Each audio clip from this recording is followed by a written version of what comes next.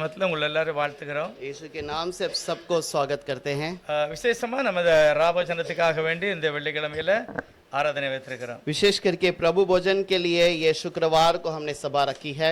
உயிர்த்தெழுந்த இரட்சகர் இந்த மகிமையான நாளை நமக்கு நியமித்து கொடுத்திருக்கிறார். और जो जीवन जीवित हुआ है वो प्रभु ने इस दिन को हमें चुनकर दिया है। ஆதியாகமத்திலிருந்து மல்கியா தீர்க்கதரிசி வரைக்கும் उत्पत्ति से लेकर मलाकी के किताब तक மேசியா வெளிப்படுவதை குறித்து எழுதப்பட்டிருக்கிறது. मसीहा का पुनर्दान होने के बारे में लिखा गया है। அது எல்லாமே अनेक தீர்க்கதரிசிகள், ராஜாக்கள், நியாயாதிபதிகள் எல்லாருமே அதை சொல்லி வந்தார்கள். और वो सारे जो व्यवस्था में राजाओं की किताब में और न्यायों के करने के समय पर भी इस बातों को बताया गया है। ஆனால் மேசியாவாகிய கிறிஸ்து வெளிப்பட்ட பிறகு लेकिन मसीहा का जन्म होने के बाद புதிய ஏற்பாடு தேவனுடைய ஆவியினால் எழுதப்பட்டிருக்கிறது. नया नियम परमेश्वर के आत्मा के द्वारा लिखा गया है। ஆனால் அது ஆண்டவருடைய மரணத்தினால தான் அது வெற்றி அடைந்தது. और वो परमेश्वर के मरण के द्वारा ही जय पाया है। அவர் உயிர்த்தெழுந்த பிறகு और वो जी उठने के बाद தன்னுடைய சீஷர்களை தம்முடைய ஆவியினாலே நிரப்பி अपने चेलों को अपने आत्मा से भरकर நான் உங்களுக்கு கட்டளையிட்டதை எல்லாருக்கும் நீங்க சொல்லணும். और मैंने जो आज्ञा तुम्हें दिया है वो सबको वहां पर आपको बताना है। பழைய ஏற்பாடு ஒரு குறிப்பிட்ட ஜனத்துக்காக எழுதப்பட்டது. पुराना नियम कुछ लोगों के लिए लिखा गया था। ஆனா இயேசுவானவர் பிரசங்கம் பண்ணும்போது लेकिन यीशु जब प्रचार कर रहे थे யோவான்ல சொல்லுகிறார், यूहन्ना में कहा गया है அவரை விசுவாசிக்கிறவன் எவனோ जो उसका विश्वास करता है அது யாரா இருந்தாலும் சரி, वो कोई भी क्यों ना रहे, யூதனா இருந்தாலும் சரி, यहूदी क्यों ना रहे, பிரஜாதியா இருந்தாலும் சரி, अन्य जाति क्यों ना रहे, அவரை விசுவாசிக்கிறவன் எவனோ जो भी उसका विश्वास करता है அவன் தேவனுடைய பிள்ளைகளாகும்படி கர்த்தர் அதிகாரம் கொடுத்தார். और वह परमेश्वर का संतान होने के लिए अधिकार दिया गया। அவர்கள் தான் அப்படியாக ஏற்றுக்கொண்டவர்கள் தான் நாம் வந்திருக்கோம். और वैसे ही स्वीकार करके आने वाले हम लोग हैं। இதை பற்றி நாம் ஒரு வசனம் வாசிக்கலாம். इसके बारे में एक वचन को पढ़ेंगे। எபிரேயர் 10வது அதிகாரம் इब्रानियों का 10वां अध्याय 19வது வசனம் 19वां वचन पढ़ेंगे। इब्रानियों का 10 उसका 19। நாம் பரிசுத்த ஸ்தலத்தில் பிரவேசிப்பதற்கு இயேசுவானவர் தமது மாம்சமாகிய திரையின் வழியாய் புதிதும் ஜீவனுமான மார்க்கத்தை நமக்கு உண்டு பண்ணினபடியால் इसीलिए हे भाइयों, जब हमें यीशु के लहू के द्वारा उस नए और जीवित मार्ग से पवित्र स्थान में प्रवेश करने का दिवाय हो गया है। பரிசுத்த ஸ்தலத்துல பிரவேசிப்பதற்கு ஒரு புதிய வழியை கர்த்தர் திறந்தார். और वो पवित्र स्थान में प्रवेश करने के लिए प्रभु ने एक नए मार्ग को खोला है। அதுதான் ஜீவ வழி. और वो जीवन का रास्ता है। ஜீவ மார்க்கம். और वो जीवन का रास्ता है। அதை சொல்லும்போது சொல்லுகிறார், அவர் தமது மாம்சத்தின் திரையின் வழியாய். उसके बारे में जब कहा गया है कि वो मांस के उस लहू के प्रवेश करने के द्वारा ஆண்டவராகிய இயேசு சிலுவையில் அறையப்பட்ட பிறகு प्रभु यीशु मसीह क्रूस पर उस मारे जाने के बाद अनेक வேத வாக்கியங்களை கர்த்தர் பேசினார். बहुत सारे कलाम की बातों को प्रभु ने बताया அது है। நடந்தது எல்லாமே தீர்க்க தரிசனமாக சொல்லப்பட்டதுதான். और जो बातें हुई है वो सब भविष्यवाणी के समान हुआ है। அவர் மன்னித்தது, उसने क्षमा किया அந்த கள்ளனை ஏற்றுக்கொண்டது, और उस जो चोर को उसने स्वीकार किया, தாகமாய் இருந்தது, और जो प्यासा था கைவிடப்பட்டது, और जब छोड़ा गया அவர் மகா சத்தமாய் கூப்பிட்டு தன்னுடைய ஜீவனை விட்டது. अब पूरे शक्ति से अपने प्राण को छोड़कर उसने जो त्याग दिया, இது எல்லாமே பழைய ஏற்பாட்டுல சொல்லப்பட்ட வசனத்தின்படியே நடந்தது. और ये सब पुराने नियम पे कहा हुआ वचन के अनुसार पूरा हुआ। அப்பொழுதுதான் அவருடைய சரீரம் கிழிக்கப்பட்டது. और तब ही उसका वचन वहां पर फाड़ा गया है। அவருடைய சரீரத்தை ஈட்டியால குத்தினார்கள். और उसके शरीर को बाला से मारा गया। அவருடைய ரத்தமும் தண்ணீருமாய் வந்தது. और उसके शरीर से लहू और पानी दोनों बहने लगी। மொத்தமா நாம் பார்க்கும்போது और ये सब जब पूरा देखते हैं, அவர் மகா சத்தமாய் கூப்பிட்டு ஜீவனை விடும்போது वो पूरे प्राण ताकत से जब अपने प्राण को छोड़ रहा இது था, எல்லா காரியமே அங்க பரிபூரணமான ஒரு காரியம் நடந்தது. ये सारी बातें वहां पर परिपूर्णता से पूरी हो रही थी। மத்தேயு 27:50 சொல்லும்போது मत्ती का 27 के अंदर 50 में जो कहा गया அவர் है, மகா சத்தமாய் கூப்பிட்டு ஜீவனை விட்டார். और वो बहुत बड़े आवाज से जब अपने प्राण को छोड़ा, அப்பொழுது திரைச்சீலை இரண்டாக கிழிந்தது. तब वहां पर जो पर्दा दो भाग होकर फट गया। மனுஷர்களுக்கும் தேவனுக்கும் பிரிவினையாய் இருந்த ஒரு வழியை கர்த்தர் திறந்து வைத்தார். और मनुष्य और इंसान के बीच में जो ठोकर थी वो रास्ते को प्रभु ने खोल दिया. தேவனே அதை திறந்து வைக்கிறார். प्रभु ने खुद उसको खोल दिया है. அதை பற்றி எபேசியர் 2வது அதிகாரத்துல इसके बारे में हिफेसियों का 2 अध्याय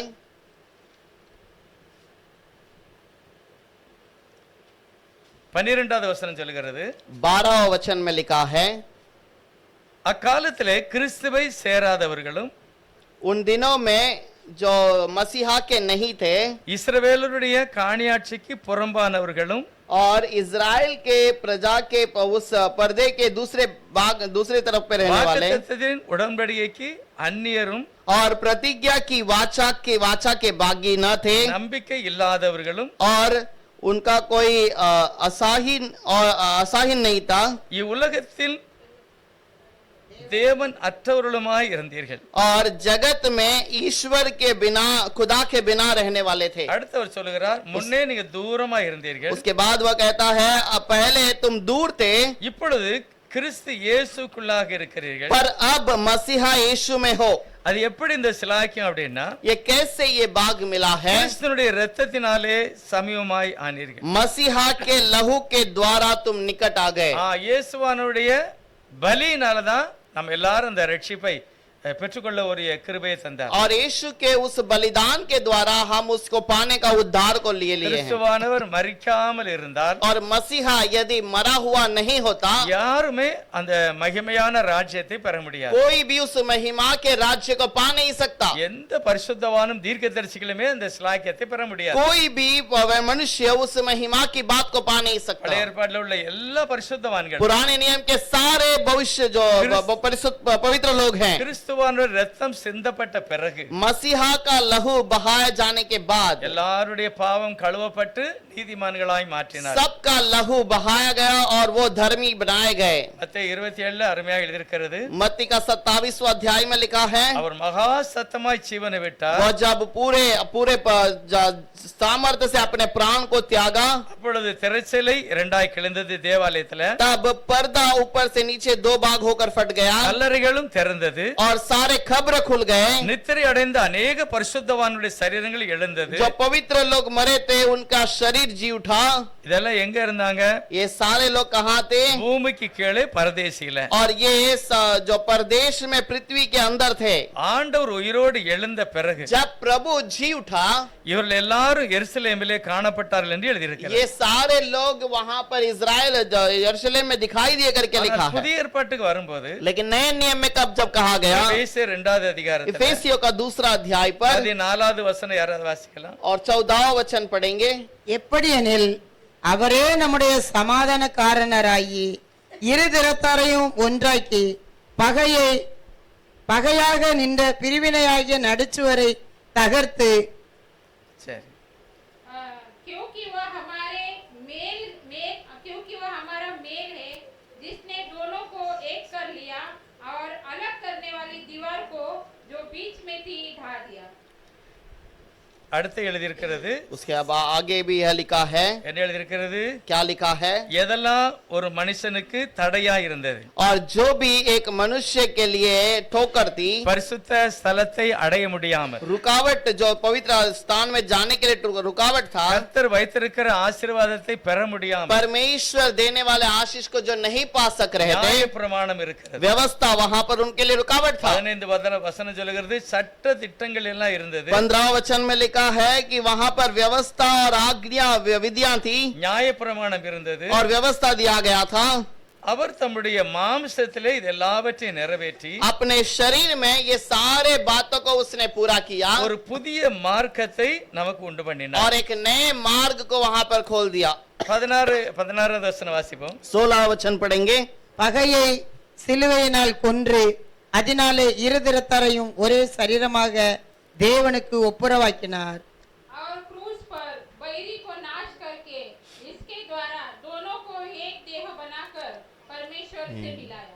சட்டத்தெல்லாம் எழுதினது யார்தான்? ये नियम सबको बनाने वाला कौन है? யார் எழுதுனா? किसने लिखा है? ஒரு பாவிக்கு தண்டனை கொடுக்கணும், एक पापी को दंड देना है। இந்த கனியை சாப்பிட்டா நீ சாகணும், अब ये फल को तू खाएगा तो तुझे मरना पड़ेगा। இது எல்லாம் சட்டத்தை ஆண்டவரே எழுதி கொடுத்தார். ये सारी आज्ञाओं को प्रभु ने लिखकर उन्हें दिया था। தேவன் நீதி உள்ள நியாயாதிபதி. और प्रभु न्याय करने में वो धर्मी है। ஆகவே அவர்தான் இது எல்லாத்தையும் இப்படிதான் சட்டம்னு எழுதி கொடுத்தார். और उसने सबको लिखकर दिया कि इसको ऐसे ही पालन करना है। ஆனா இதே சட்டத்தை அவர் எப்படி மாற்ற முடியும்? और यही आज्ञा को वो बदल कैसे सकता है? ரோமர் 7வது அதிகாரத்துல அவர் சொல்லுகிறார், रोमियो का 7वां अध्याय में वो कहता है, அதாவது ஒரு கணவன் மனைவி உள்ள ஒரு நியமம், एक पति पत्नी का जो नियम जो का वाचा बांधते हैं, அவர்கள் திருமணம் ஆன பிறகு என்ன செய்ய முடியாது? மாற்ற முடியாது. और वो शादी करने के बाद उसे बदला नहीं जा सकता। ஒருவேளை அவனுடைய கணவனோ மனைவியோ இறந்து விட்டால், यदि उसका पति या पत्नी मर जाए, அப்பொழுதுதான் அவருடைய சட்டத்தை விட்டு மாற முடியும். और तब ही उस आज्ञा को वो तोड़कर उसको दूसरा कार्य कर सकता है। பவுல் இது எப்படி சொல்லுகிறார்னா, पौलुस इसके बारे में कैसा कहता है? அப்படி போல பிரியமானவர்களே, वैसे ही प्यारों, நல்ல அருமையான ஒரு விளக்கத்தை அவர் சொல்லுகிறார். वो एक अच्छे से बात को वहां पर कहता है, நியாயப்பிரமாணத்தை அறிந்தவர்களாய் உங்களுடன் நான் பேசுகிறேன். व्यवस्था को जाने हुए तुम लोगों से मैं बात कर रहा எப்படி हूँ। ஒரு கணவன் மனைவியினுடைய அந்த ஐக்கியத்துல ஒருவர் சாகாம அந்த பழைய நிலையை நீங்க பெற்றுக்கொள்ள முடியாது. कैसे पति पत्नी के बीच में वो वाचा, जब तक वो कोई ना कोई जीवित है तो वो तोड़ा नहीं जा அதே सकता। போலதான் தேவனுக்கும் மனிதனுக்கும் உள்ள உறவு. वैसे ही मनुष्य और परमेश्वर का एक रिश्ता है। சட்டத்தை எழுதி கொடுத்தவர் தேவனே. वह व्यवस्था को लिखकर देने वाला मसीहा है। இந்த எழுதி கொடுத்தவரே அந்த பிரமாணத்தை தன் சரீரத்திலே நிறைவேற்றுகிறார். और उस व्यवस्था को लिखकर देने वाला वो अपने शरीर में उसे पूरा करता है। எபிரேயர் 9:16 சொல்லியிருக்கிறது. इब्रानियों का 9 के अंदर 20 में लिखा है, ஏனென்றால் எங்கே மரண சாதனம் உண்டோ, क्योंकि जहां पर मरण का शासन है, அங்கே அந்த சாதனத்தை எழுதினவனுடைய மரணமும் உண்டாக வேண்டும். और वहां पर उस व्यवस्था को लिखने वाले का मरण भी लिखा जाना जरूरी है। எப்படி எனில், किस लिए? மரணம் உண்டான பின்பே மரண சாசனம் உறுதிப்படும். और मरण होने के बाद ही मरण का व्यवस्था पूरा भी होगा। அதை எழுதினவன் உயிரோடு இருக்கையில் அதற்கு பலன் இல்லையே. और जब तक वो लिखा हुआ जीवित है तब तक उसका कोई बल नहीं। ஆகவே பாவத்தின் சம்பளம் மரணம். इसलिए पाप का प्रायश्चित मरण ही है। அந்த தண்டனையை மனிதனுக்கு மேல வைக்காம, और उस दंड को मनुष्य के ऊपर नहीं रखते हुए, தண்டனையை தெய்வம் தன் மேல் எடுக்கிறார். और उस दंड को प्रभु अपने ऊपर ले लेता है। அப்ப என்ன செய்யணும்? तब क्या करना है? யாரு என் பாவத்தை ஏற்றுக்கொண்டாங்களோ அவங்க சாகணும். और कौन मेरे पाप को स्वीकार कर लिया उसका मरण होना जरूरी है। அதனாலதான் தேவன் மாம்சத்தில் வெளிப்பட்டு, और इसीलिए प्रभु मांस में प्रकट हुआ, கல்வாரி சிலுவையிலே மரித்தார். कलवरी क्रूस पर मर गया। அவருடைய மரணத்தினாலதான் எனக்கு ஜீவன் உண்டானது. उसके मरण के द्वारा ही मुझे जीवन पाया, मैंने जीवन पाया है। कलाम भी वैसे ही कहता है। அவருடைய மரணம் எனக்கு ஜீவனை கொண்டு வந்தது। और उसका मरण मेरे लिए जीवन को ले आया। அக்கிரமங்களினாலும் பாவங்களினாலும் மரித்திருந்த உங்களை, अधर्म के अंदर और पाप के अंदर मरे हुए तुम्हारे लिए கிறிஸ்து நம்மை உயிர்ப்பிக்கிறார். मसीहा हमें जिलाता है। எபேசியர் 2வது அதிகாரம் 7வது வசனம் சொல்லுகிறது, एफेसियों का 2 अध्याय उसका 7वां वचन में लिखा है, கிறிஸ்து இயேசுக்குள் நம்மை அவருடனே கூட எழுப்பி उन्नतங்களில் அவரோடு கூட உட்காரவும் செய்தார். मसीहा अपने ही साथ उसके साथ जब हम मरण को पाए उसी के साथ हमें जिलाकर उठाए रखा है। அந்த வசனத்துல இயேசு கிறிஸ்துன்னு எழுதல, और वहां पर यीशु मसीह करके नहीं लिखा, கிறிஸ்து இயேசு, मसीहा यीशु ऐसे लिखा है। கிறிஸ்து என்றால் என்றென்றைக்கும் ஜீவிக்கிறவர். और मसीहा मतलब वो हर सर्वदा जीवित रहने वाला। இயேசு என்கிறவர் மனிதனாக அவதரித்தவர். और यीशु मनुष्य के रूप में जन्म लेने वाला। அவர் குமாரனாக வந்தார். वो पुत्र के रूप में आया। அந்த குமாரன் நிரந்தரம் அல்ல, वो पुत्र निरंतर रहने के लिए नहीं, ஆனா கிறிஸ்து என்றென்றைக்கும் ஜீவிக்கிறார். लेकिन मसीहा सर्वदा के लिए जीवित रहता என்னை है। முன் குறித்தது கிறிஸ்து, और मुझे मेरा चुनने वाला मसीहा है, அவர்தான் என்னை முன் குறித்தாராம். और उसी ने मुझे चुन लिया। நல்ல ஒரு அருமையான வசனம். 8வது வசனம் வாசிங்க. एक अच्छा सा वचन है, 8वां वचन पढ़ेंगे। எபேசியர் 2:8. एफेसियों का 2 अध्याय 8वां वचन। கிருபையினாலே விசுவாசத்தை கொண்டு ரட்சிக்கப்பட்டீர்கள், இது உங்களால் உண்டானதல்ல, இது தேவனுடைய ஈவு. क्योंकि क्योंकि विश्वास के द्वारा अनुग्रह से तुम्हारा उद्धार हुआ है और यह तुम्हारे ओर से नहीं वरन परमेश्वर का दान है। ரட்சிப்பு எப்படி கிடைச்சிருக்கு? उद्धार कैसे मिला है? கிருபையினாலே. अनुग्रह से मिला है। எப்படி கிருபை? कैसे अनुग्रह? ஒரு சின்ன ஒரு காரியத்தை கர்த்தர் வைக்கிறார். एक छोटी सी बात को प्रभु ने रखा है। அது விவரமா அப்போஸ்தலன் பவுல் 10வது அதிகாரம் प्रेरित पौलुस 10वां अध्याय पर अपना ரோமர்கள் நிருபத்தில் சொல்லுகிறார். रोमियो की किताब पर लिखता है। நான் வாசிக்கிறேன் கவனிங்க. मैं पढ़ता हूँ, सुनिए। 9வது வசனத்துல 9वां वचन, இந்த கிறிஸ்துவை நான் எப்படி ஏற்றுக்கொள்ள வேண்டும்? इस मसीहा को मैं कैसे स्वीकार कर सकता हूँ? ஏனென்றால் கர்த்தராகிய இயேசுவை நீ உன் வாயினாலே அறிக்கையிட்டு मसीहा यीशु को तो अपने मुंह से कबूल करके தேவன் அவரை மரித்தோரிலிருந்து எழுப்பினார் என்று உன் இருதயத்திலே விசுவாசித்தார். प्रभु ने उसको मरण से फिर से जिलाया करके तो अपने मन में यदि विश्वास रखे ரட்சிக்கப்படுவாய். तो उद्धार पाएगा। என்ன நான் நம்பணும்? क्या भरोसा करना है? என் பாவத்துக்காக கிறிஸ்து மரித்தார். मेरे पाप के कारण मसीहा मर गया, ஆனால் அவர் பரிசுத்தர். लेकिन वो पवित्र है।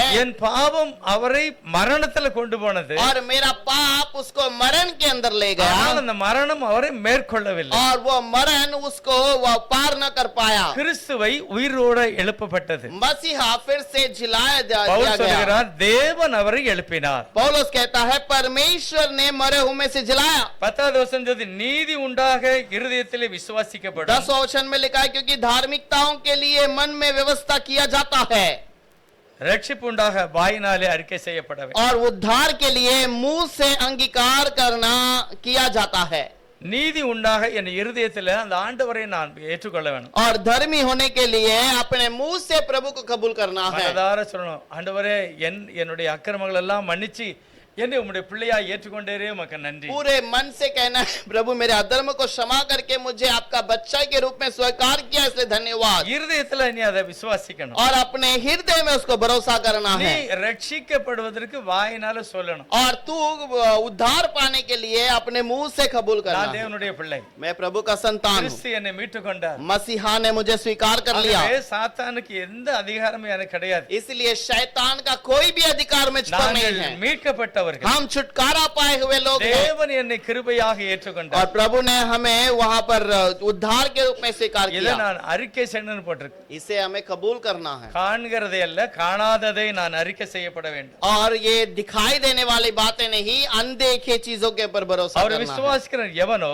और उसके ऊपर विश्वास करने वाला जो भी हो அவன் கெட்டு போகாமல் நித்திய ஜீவனை அடையும்படிக்கு அப்படி செய்தார். वो मरण नहीं पाते हुए नित्य जीवन पाने के लिए प्रभु ने ऐसा किया। கலாத்திய சபையில ஒரு பெரிய ஒரு போராட்டம் இருக்கு. गलाती कलीसिया के अंदर एक बहुत बड़ा झगड़ा चल रहा है। கலாத்திய சபைய அத போய் முதல்ல செய்தியை கொடுக்கிறது பவுல். गलाती कलीसिया के अंदर पहला समाचार देने वाला पौलुस है। அவர் சொல்லுகிறார் ஆண்டவருடைய வசனத்தை ஒரு மாதிரி நான் ரொம்ப டெக்கரேஷன் எல்லாம் பண்ணல, சாதாரண ரீதியாக பேசினேன். और वो कहता है मैंने परमेश्वर के वचन को बहुत श्रृंगार के साथ नहीं बल्कि साधारण रूप में तुम्हारे सामने रखा। கிறிஸ்து சிலுவையில் அறையப்பட்டவராக நான் காண்பித்தேன். मैंने तुमको दिखाया कि मसीहा क्रूस पर तुम्हारे लिए मारा गया। நீங்க எல்லாம் ஏற்றுக்கொண்டீங்க. तुम सब लोगों ने स्वीकार कर लिया, ரட்சிக்கப்பட்டீங்க. उद्धार पाया है। அந்த விசுவாசத்தினால பரிசுத்தாவியும் उस பெற்றுக்கிட்டீங்க. विश्वास के द्वारा तुमने पवित्र आत्मा भी पा लिया। அதுக்கு பிறகு யாரோ வந்து அந்த கலாத்திய சபையில சொல்றாங்க उसके बाद और कोई प्रचारक आकर उस गलाती कलीसिया में प्रचार किया விசுவாசத்தினால நீதிமான் ஆக முடியாது. विश्वास के द्वारा तुम धर्मी नहीं बन सकते, பரலோகத்துக்கெல்லாம் போக முடியாது. स्वर्ग में नहीं जा सकते। மோசேயினுடைய நியாய பிரமாணத்தை நீ கடைபிடிச்சாதான் போகலாம். मूसा का व्यवस्था को पालन करोगे तो ही तुम स्वर्ग जाओगे। இப்படி யாரோ அந்த கலாத்திய சபையில போய் சொல்லியிருக்காங்க. ऐसे किसी ने आके गलाती कलीसिया में कह दिया। அப்பதான் பவுல் சொல்லுகிறார் तब पौलुस कहता है உனக்கு அபிஷேகம் எப்படி கிடைச்சது? तुम्हें अभिषेक कैसे मिला? நியாய பிரமாணத்தினாலயா இல்ல தேவனுடைய வசனத்தை ஏற்றுக்கொண்டதினாலயா? व्यवस्था के द्वारा मिला या परमेश्वर के वचन को स्वीकार करने से मिला? விசுவாசத்தினால நீ தேவனுடைய பிள்ளையா மாறினியா இல்ல நியாய பிரமாணத்தின்படி நடந்ததினால மாறினியா? व्यवस्था के द्वारा तो परमेश्वर के बातों को स्वीकार किया या परमेश्वर के वचन के विश्वास के द्वारा பவுல் किया? அந்த சபையில மிகவும் தெளிவாய் சொல்லுகிறார். पौलुस ने उस कलीसिया में ठीक से कह दिया நியாய பிரமாணம் என்னை தேவனிடத்துல நடத்துகிறது. व्यवस्था मुझे परमेश्वर की ओर ले जाता है நீ ஒரு குற்றவாளி என்று காண்பிக்கிறது. और तुम एक दोषी हो इसे बताता है। உன்னால நீ பூரணம் அடைய முடியாது என்று और காண்பிக்கிறது. वो ये भी बताता है कि तो अपने आप को पवित्र परिपूर्ण नहीं कर सकता। ஆனால் ஆண்டவருடைய அந்த இரத்தத்தினால लेकिन परमेश्वर का लहू के कारण நம்பி उसके भरोसा पे விசுவாசிக்கும் போது उसे विश्वास करने के समय தேவன் पर என்னை ஏற்றுக்கொள்கிறார், परमेश्वर मुझे स्वीकार करता है பரிசுத்தவானாய் மாற்றுகிறார், और मुझे पवित्र बना देता நீதிமானாய் है, மாற்றுகிறார். मुझे धर्मी बनाता இது है। எப்படி பவுல் சொல்கிறார்? அது கிருபையினாலே, ये कैसे होगा? ये अनुग्रह से அது होगा, இலவசமாய், ये मुफ्त में होगा। அது மட்டும் கிடையாது. इतना ही नहीं, நம்ம வீட்டுக்குள்ள இருக்கிற எல்லா பிரச்சனைக்கும், हमारे घर के अंदर रहने वाली सारी समस्या का, சரீரத்தில் உள்ள எல்லா பிரச்சனைக்கும், हमारे शरीर के सारे समस्या के लिए, வியாதியா இருந்தாலும் சரி, कोई बीमार क्यों ना हो, என்ன பிரச்சனைனாலும் சரி, कोई भी समस्या क्यों ना हो। ஒரு நாள் அப்படி யோசிக்கும் போது मैंने एक बार ऐसे सोचा, உலகத்துல என்னெல்லாம் நடக்குது பாருங்க. दुनिया में क्या क्या बातें हो रही है, நீதிமான்கள் பகிக்கப்படுகிறார்கள், और धर्मी उसको दबाया जाता है। சிலருடைய நிலங்களை அபகரிக்காங்க, कुछ लोग के जमीन को कुछ लोग हड़प लेते हैं, சிலருடைய வீடுகளை அவங்க கள்ளமா தனமா வாங்குதாங்க, और कुछ लोग किसी के घर को उसे फंसा कर छीन लेते हैं, சிலருடைய வேலைகளுக்கு விரோதமாக வேலை செய்தாங்க. कुछ लोग काम के विरोध में कार्य करते இது हैं। எல்லாமே பிசாசு தான் செய்கிறது. ये सारा काम शैतान ही करता है। எப்படியாவது தேவனுடைய பிள்ளைகளுக்கு மத்தியில இருக்கிற அந்த சமாதானத்தை எடுத்து போடுவது, प्रभु के बच्चों के बीच में रहने वाले समाधान को दूर करना है, அதுதான் பிசாசு. वही शैतान है। ஆனால் இயேசுவானவர் சொல்லுகிறார், लेकिन यीशु कहता है, இயேசுவோட இரத்தத்தினால यीशु के लहू के द्वारा வெறுமனே பாவ மன்னிப்பு மட்டுமல்ல, व्यर्थ में पाप करने से नहीं, பாவ மன்னிப்பு மட்டும் கிடையாது, केवल पाप का क्षमा नहीं, சரீர சுகம் மட்டும் கிடையாது, केवल शरीर में चंगाई என்னை नहीं, சுற்றி வருகிற சகல காரியங்களிலிருந்தும் அது விடுதலை கொடுக்கும். मेरे चारों ओर रहने वाले सारे चीजों से छुटकारा देता அவர் है। சொல்லுகிறார், அக்கினி அஸ்திரங்களை, அதான் அக்கினி அந்த துண்டை உன் மேல எரிஞ்சுக்கிட்டே இருக்கான், और वो अग्नि के गोले को तुम्हारे ऊपर फेंकता रहता है, தினமும் எரிகிறான். हर दिन तुम्हारी ओर फेंकता ஆனால் है, விசுவாசத்தினாலே நீ அதை ஜெயிக்க வேண்டும். लेकिन विश्वास के द्वारा तुम्हें जीतना है। இயேசு அதை தடை செய்கிறார், यीशु उसे रुकाता है, அது நமக்கே தெரியாது. वो हमें पता नहीं। நமக்கு விரோதமா என்னமெல்லாமோ வருது, हमारे विरोध में बहुत सारी बातें होती है, ஒரு சிலது நமக்கு தெரியுது, ஒரு சிலது தெரியல. कुछ बातें हमें दिखाई देता है, कुछ बातें हमें पता ही नहीं चलता।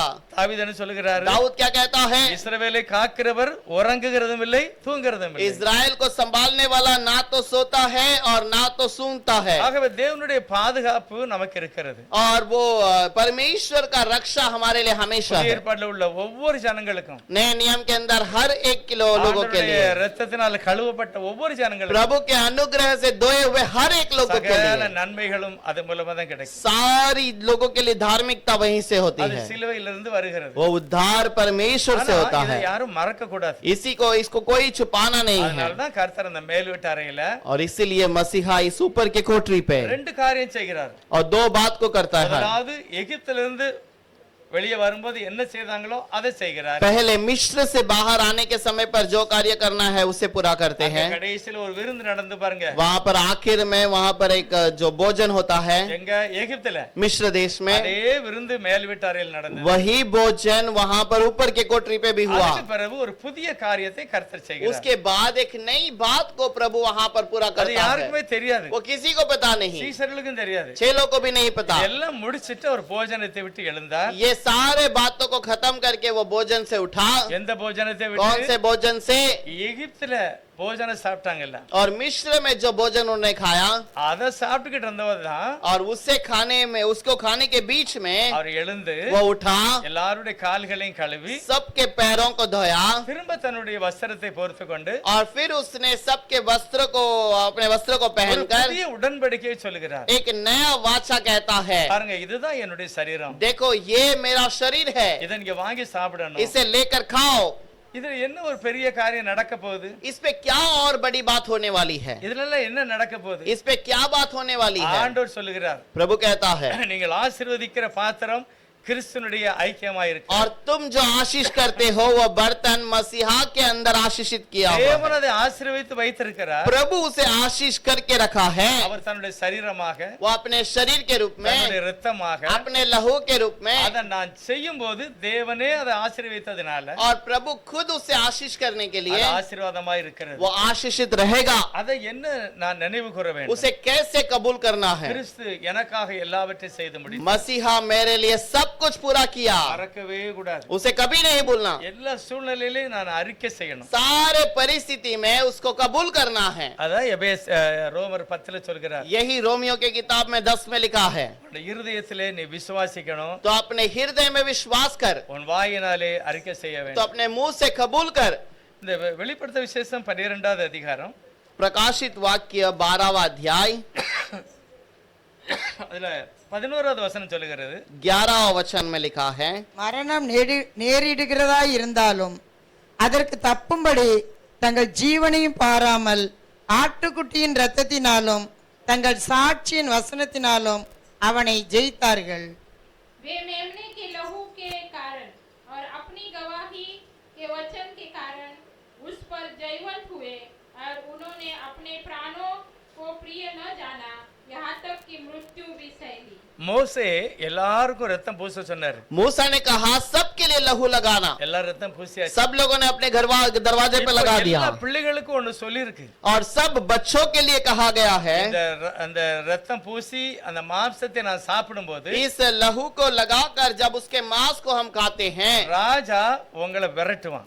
राजा तुम्हें भगाएगा। அப்ப நீங்க என்ன செய்யணும்? तब तुम्हें क्या करना है? உங்களுக்கு என்னென்ன பொருட்களா இருக்கோ அதெல்லாம் எடுத்துக்கிடணும். तुम्हारे लिए जो जो चीजें जरूरत है सब कुछ ले लेना। அக்கம் பக்கத்துல உள்ளவங்ககிட்ட வாங்கணும். आस पास में रहने वालों से भी ले लेना। நீங்க எத்தனை 400 வருஷம் வேலை பார்த்திருக்கீங்க. 400 साल तुमने यहाँ पर गुलामी में काम உங்களுக்கு किया, சரியான சம்பளம் கிடையாது. तुम्हें सही पगार नहीं मिला। ஆகவே இன்று ராத்திரி நீங்க எகிப்தை கொள்ளையிட வேண்டும். इसीलिए आज रात को पूरे मिस्र को लूट लेना है। அப்படி கர்த்தர் சொன்னார். वैसे प्रभु ने कहा, எல்லாருக்கும் சொல்லி இருந்தார். सब लोगों से कह दिया। இதுல என்ன எழுதி இருக்குது? इस पर क्या लिखा है? ஆட்டுக்குட்டியோட இரத்தத்தினால ஒரு பக்கம் விடுதலை, मेमने के लहू के कारण एक तरफ छुटकारा है, அடுத்து தங்கள் சாட்சியின் வசனம். और दूसरा उनका गवाही के वचन के कारण। சாட்சியின் வசனம்னா वह गवाही का वचन का मतलब, இன்னைக்கு ராத்திரி நாங்க வெளியே போறோம். आज रात हम बाहर चले जाएंगे। இதோட கடைசி எகிப்து தண்டனை. आज मिस्र में आखिरी दिन है। நாங்கள் பெரிய பணக்காரங்களா வெளியே போறோம். हम बहुत धनवान होकर निकल நாங்க जाएंगे। எங்க போறோம்னு எனக்கு தெரியாது. हम कहाँ जाएंगे हमें पता नहीं, ஆனா எங்க முற்பிதாக்களின் தேவன் எங்களை அழைத்திருக்கிறார். लेकिन हमारा पूर्वजों का पिता ने हमें बुलाया है, தேவனை நாங்கள் ஆராதிக்க போகிறோம். और हम अपने पर प्रभु की आराधना करेंगे। எங்களுக்கு நிரந்தரமான ஒரு இடம் இருக்கு. हमारे लिए निरंतर का एक स्थान है। இதை இவங்க அறிக்கை செய்தார்கள். इन्होंने इस बात को कबूल किया, சாட்சியின் வசனத்தினாலே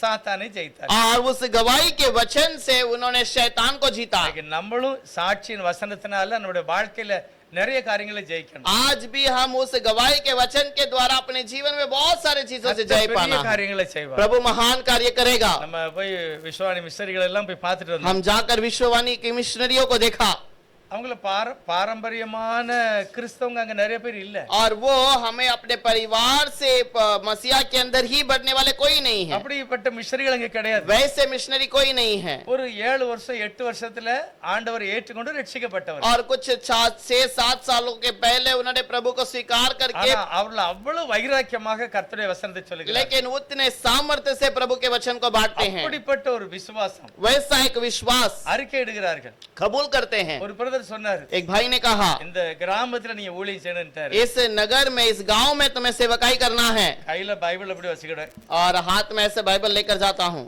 ஒரு ஹோட்டல்ல போய் உட்கார்ந்துக்கிட, और एक पान के टपरी पे मैं जाकर बैठ जाता हूँ, ஒரு டீ குடிப்பேன், एक चाय पीऊंगा, வேற ஒண்ணும் பேச முடியாது. कोई किसी से बात नहीं करता। இப்படி ஒரு 4 நாள் 5 நாள் அப்படியே போய் டீ குடிச்சிட்டு வந்தேன். और हर दिन में 3-4 बार मैं दिन भर में 5 दिन 4 दिन वहां पर जाकर चाय पी कर आता திரும்ப हूँ। விசாரிப்பேன், பிரதர் நல்லா இருக்குல்ல, உங்க फिर பேர் என்ன? और फिर वो पूछते हैं कि तुम्हारा नाम क्या है, तुम कहाँ पर रहते हो। நானும் கேட்பேன். फिर मैं उनसे पूछूंगा, திரும்ப நான் சொல்லுவேன், நான் ஒரு தேவனுடைய ஊழியக்காரன். फिर मैं कहता हूँ कि मैं एक प्रभु का सेवक हूँ। அப்படின்னா என்னது? वो क्या है? நாங்க ஆண்டவருடைய ஊழியக்காரன். हम प्रभु के सेवक हैं। யாருக்காவது பிசாசு பிடிச்சா நாங்க ஜெபம் பண்ணுவோம். अगर किसी के शैतान ने पकड़ा है तो उसके लिए प्रार्थना करते हैं। உங்களுடைய கேத்தி விளையலன்னா நாங்க ஜெபம் பண்ணுவோம். आपका खेती में अच्छा बढ़ोतरी नहीं है तो हम उसके लिए भी प्रार्थना करते சமாதானம் हैं। இல்லைன்னா நாங்க ஜெபம் பண்ணுவோம். आपको समाधान नहीं है तो उसके लिए भी प्रार्थना இதுதான் करते எங்களுடைய हैं। வேலை. यही हमारा काम है। இப்படி நான் சொல்லிதான் தேவனுடைய வார்த்தையை சொன்னேங்கிறார். ऐसे कहकर ही मैंने प्रभु के वचन को कहा। இப்படி சொன்ன கொஞ்ச நாள் हमने थोड़ा समय कहा, கொஞ்சம் பேர் கூடுனாங்க, और कुछ लोग इकट्ठे हुए, பயங்கரமா பொறாம, और बहुत लोग झगड़े के लिए आए। என் மேல ரொம்ப ஜகடா பண்ணாங்க. मुझसे बहुत झगड़े से आए, அப்படியே பிடிச்சு தள்ளி போலீஸ் ஸ்டேஷன் கொண்டு போயிட்டாங்க. और मुझे धकेल कर पुलिस स्टेशन ले गए। அங்க உள்ள போனா என் கூட படிச்சவர் தான் அங்க போலீஸா இருக்கு. और वहां पर मैं अंदर गया तो वहां पर जो पुलिस वाला है वो मेरे साथ पड़ा हुआ தேவன் व्यक्ति சில है। காரியங்களை அனுகிரகம் பண்ணுகிறார். प्रभु कुछ बात को वहां पर तैयार करता அவர் है। என்னை தனியா விசாரிச்சாரு. उसने मुझसे अलग से पूछा। நான் சொன்னேன், கர்த்தருடைய ஊழியத்தை செய்கிறேன், मैंने कहा मैं प्रभु का सेवकाई करता நல்ல हूँ, காரியம் செய்கிறோம். और तो अच्छा कार्य कर ஒரு रहा है। மனுஷனுடைய பாவ மீட்புக்கு நாங்கள் एक சொல்லுகிறோம். मनुष्य के पाप के छुटकारे के लिए बताते हैं। அவர் சொன்னாரு, போ நான் பாத்துக்கிறேன் அப்படின்னு. उसने कहा तू जा, हम देख लेंगे। நிறைய இடங்கள்ல தேவன் இப்படிப்பட்ட அனுகிரகங்களை प्रभु செய்கிறார். ऐसे अनुग्रह की बात को रखता है। இதெல்லாம் எப்படி நடக்கு? ये बातें कैसे होती है? ஆண்டவருடைய ரத்தம் இன்றைக்கும் வாதாடுகிறது, நமக்காய் வேலை செய்கிறது. और प्रभु का वचन हमारे लिए लड़ता है, हमारे लिए बातें करता है। இன்றைக்கும் அப்படிதான். आज भी वैसे ही है। எல்லா காரியத்துக்கும் सारे चीजों के लिए நமக்கு வேண்டிய சகல காரியத்திலும் அவர் முன்னே நிற்கிறார். और हमें जो जरूरत है वो सारे चीजों के लिए वो ऐसा ही करता है। இஸ்ரவேலர்கள் ஆட்டுக்குட்டி ரத்தத்தினால ஜெயம் பெற்றாங்க. और इजरायली लोग मेमने के लहू से वो लोग छुटकारा पाए, சாட்சியின் வசனம் लेकिन गवाही का वचन பார்க்கிறதல்ல, எது எதிர்பார்க்காங்களோ அதுதான் சாட்சி. और जो देखने वाली बात नहीं, जो उन्हें दिखाई देता है उन बातों के लिए। நேற்று வரைக்கும் நாங்க செங்கல் அர்த்தம், कल तक हमने वहां पर ईट का बनाने का काम किया, நாளைக்கு நாங்க கானானுக்கு போறோம். कल हम कानान देश में जाएंगे। இன்னும் தெரியாது ஒண்ணும். अब तक क्या होने वाला है पता नहीं, சாட்சியின் வசனத்தினாலே அந்த சத்துருவை ஜெயித்தார். लेकिन गवाही के उस वचन से वो शत्रु को जीते। நம்மளும் அப்படிதான் பேசணும். हमें भी वैसे बातें करना है। நாங்க இப்படி இருந்தோம், कल तक हम ऐसे थे, இப்ப கூட இப்படிதான் இருக்கோம். आज भी हम अभी भी ऐसे ही நாளை हैं, அப்படி அல்ல. लेकिन कल का दिन ऐसा नहीं தேவன் रहेगा। எங்களுக்கு உதவி செய்வார். प्रभु हमारे लिए मदद அவர் करेगा, எங்களோடு கூட இருக்கிறார். वो हमारे साथ है। அதுதான் தேவனுடைய பிள்ளைகளுடைய நம்பிக்கை. और यही प्रभु के बच्चों का भरोसा அதை है, மறக்கவே கூடாது. उसे कभी नहीं भूलना। ஆகவேதான் இந்த ராபோஜனத்தை நாம் அதை செய்கிறோம். इसीलिए हम इस प्रभु वचन का पालन இது करते हैं, இயேசுநாதருடைய மரணத்தை குறிக்கிறது. और ये यीशु मसीह के मरण को बताता है। அன்னைக்கு எல்லா தேவனுடைய பிரியமானவங்க சீசர்லாம் அழுதாங்க. और उन दिनों में सारे चेले, प्रभु के प्यारे, सब लोग रोने நிறைய लगे। ஸ்திரீகள்லாம் அழுதாங்க. बहुत स्त्रियां रोने लगी, மறுநாள் அழுதாங்க, अगले दिन भी रोने लगे, ஞாயிற்றுக்கிழமை அழுதாங்க. रविवार को भी रोने लगे। ஆனா அவங்களுக்கே தெரியாது மரணம் அல்ல, உயிர்த்தெழுதல் நடந்திருந்தது. और उनको ही नहीं पता मरण नहीं बल्कि वहां पर जी उठा है। அதுக்கு பிறகுதான் அவங்க ஒரு பெரிய उसके சந்தோஷப்பட்டாங்க. बाद उनके जीवन में एक बहुत बड़ी खुशी, அதை விட பெரிய சந்தோஷம் பெந்தேகோஸ்து நாள் அன்னைக்கு. और उससे भी बड़ी खुशी जो पेंतेकोस्त के दिन में हुआ था। எல்லாரும் திடமனதா இருந்தார்கள். सब लोग दृढ़ मन से हुए। கிருபையுள்ள தேவன் இன்றைக்கும் அப்படியே காரியங்களை வாய்க்க பண்ணுகிறார். अनुग्रह का प्रभु आज भी ऐसे कार्य करता है। கிறிஸ்து நம்மளோடு அல்ல, நமக்குள் வாசம் பண்ணுகிறார். मसीहा हमारे साथ नहीं, हमारे अंदर वास करता है, நம்மளோடு நடக்கிறவர். हमारे अंदर चलता है। எல்லா பிரச்சனையும் நம்ம சொல்லிரணும். सारा समस्या को हमें उसके पास बता देना है। எல்லாத்தையும் அவர் பார்த்துக்கொள்வார். प्रभु सब कुछ देख लेगा, எல்லாத்தையும் மாத்திடுவார். सब कुछ बदल देगा, காரணம் அவர் எல்லாவற்றிலும் வெற்றி சிறந்தார். क्योंकि वो सब चीजों में जय पाया है। அவர் எதுக்காக வெற்றி அடையணும் தேவையில்லை. और वो जिस कारण जिस पे जय पाना चाहता है, அவர் வெற்றி அடையணுமா கண்டிப்பா அப்படிலாம் இல்ல. और उसके लिए जय की आवश्यकता कोई है ही नहीं। அவர் நீதிபரர், वो तो धर्मी है, அவர் தேவன். वो प्रभु है। எனக்காக அவர் மரணத்தை ஜெயித்தார். मेरे लिए वो जीत लिया, ஆகவேதான் நமக்கு ஒரு பெரிய சந்தோஷம். इसीलिए हमारे लिए खुशी की बात அவரை है। ஏற்றுக்கொண்டவர்கள் பாக்கியவான்கள். उसको स्वीकार करने वाले धन्य हैं। இந்த நாளிலே நாம் தராபோஜனத்துல அந்த நம்பிக்கையோட நம்ம பங்கு பெறுவோம். इन दिनों में उस प्रभु वचन में हम खुशी के साथ भाग लेंगे। வெற்றி அடைந்த கிறிஸ்து और मसीहा जो जय पाया ஒரு है, புதிய மார்க்கத்தை திறந்து एक नए मार्ग को खोलकर அந்த மார்க்கத்தின் வழியாக நம்மளை அழைத்திருக்கிறார். उस मार्ग के अनुसार हमें चलाता है। பரிசுத்த ஸ்தலம் திறக்கப்பட்டது. पवित्र स्थान खोला गया, கர்த்தர் அப்படிப்பட்ட மகிமையான காரியங்களை தந்திருக்கிறார். और प्रभु ऐसे महान कार्य हमारे लिए करता है। ஜெபம் பண்ணலாம். हम प्रार्थना करेंगे, எல்லாரும் கண்களை மூடி ஜெபம் பண்ணலாம். हम सब आंखों को बंद करके प्रार्थना அப்போஸ்தலனாகிய करेंगे। பவுல் சொல்லுகிறார், प्रेरित पौलुस कहता है, நீங்கள் உங்களையே நிதானித்து அறிந்து அதில் பங்கு பெற்றால் ஒரு ஆசீர்வாதம். अगर तुम अपने आप को जांच कर उस पे भाग लोगे तो बहुत धन्य की बात है। நம்ம குறைகள் எல்லாம் அறிக்கை செய்யணும். अपने एक सारे कमजोरी को दूर प्रभु से ஆண்டவரே, कबूल இந்த कीजिए। ராபோஜனத்தினால நான் விசுவாசத்துல வளரணும். प्रभु इस प्रभु भजन के द्वारा मैं विश्वास में बढ़ना चाहिए, பலவீனம் மாறணும். कमजोर दूर हो जाना நான் चाहिए, விசுவாசத்துல சாட்சியா இருக்கணும். मैं विश्वास में गवाही में रहूं, எனக்குள்ள இருக்கிற குறைவெல்லாம் மாறி நிறைவுள்ளவனாய் வாழணும். मेरे अंदर की सारी कमी घटियाओं को आप दूर कीजिएगा। எல்லாரும் ஜெபம் பண்ணுங்க. हम सब प्रार्थना करेंगे, எல்லாரும் ஜெபம் பண்ணுங்க. हम सब प्रार्थना கர்த்தர் करेंगे। நிச்சயமாக நம்முடைய ஜெபங்களை கேட்பார். प्रभु जरूर हमारी प्रार्थना को सुनता है। धन्यवाद, धन्यवाद, धन्यवाद। हम सब प्रार्थना करेंगे। Thank you Jesus, thank you Lord. धन्यवाद, धन्यवाद यीशु, स्तोत्रम स्तोत्रम स्तोत्रम। धन्यवाद, धन्यवाद, धन्यवाद, धन्यवाद, धन्यवाद, धन्यवाद। யாராவது ஒருவர் இந்த இதுக்காக நம்ம ஜெபம் பண்ணுவோம். कोई भी एक व्यक्ति इस நம்ம எல்லாருக்காக வேண்டி ஜெபம் பண்ணணும். ராபோஜனத்துக்கு हम हर एक के लिए और इस प्रभु भोजन में जो भाग ले रहे हैं उन हर एक के लिए வாழ்க்கையில ஜீவனை கொண்டு வரணும். ये मेरे जीवन में मेरे जीवन के अंदर और महिमा ले आता है।